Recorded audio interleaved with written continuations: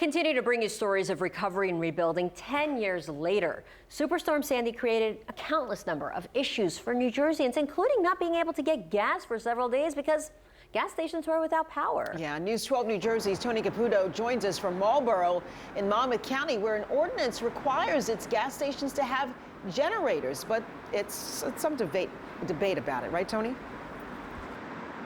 Yeah, there's debate on whether or not it will actually pay off if we're hit by another Sandy. Depends who you talk to.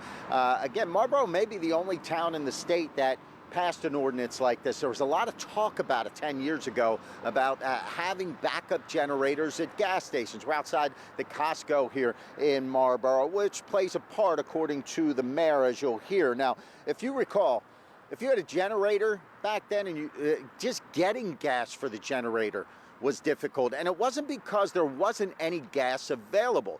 For the most part, it was because gas stations did not have power and they could not use their pumps to get you the gasoline that you were looking for. They just couldn't get it out of their tanks.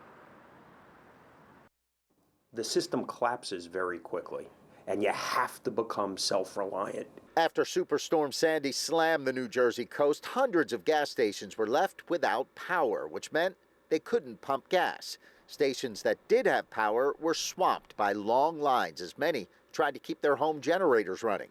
Marlboro passed an ordinance requiring all gas stations in town to have backup power at the ready. I haven't researched the issue, but I've heard of no other town that took the action that we took post-Sandy. They have either gotten retrofitted and come in for permits, or new gas stations, they must have generators. So it's your belief that if we get hit by another Sandy tomorrow, having generators to back up gas stations will not be the answer? No.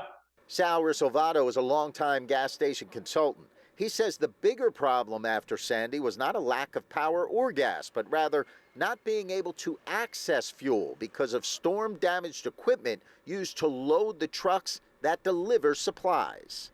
If the terminals were damaged,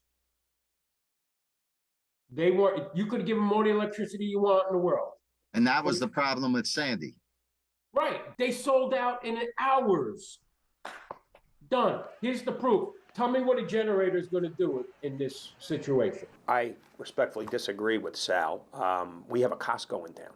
Costco is a big purchaser of gas. They had tanks coming throughout the outage here, the 3 weeks we were out. They did not have a generator, and that ran into a problem at some point. So the gas was in the ground, they couldn't get it out. So it's Sal's feeling that if the equipment that gets the gas into the trucks that delivers it to gas stations is damaged, it's not going to matter if you have generators. What's in the tank will run out, and then you'll just have to wait it out. But Marlboro's mayor believes they are way ahead of the curve if we get hit by another Sandy. We're live in Marlboro. Tony Caputo, News 12, New Jersey.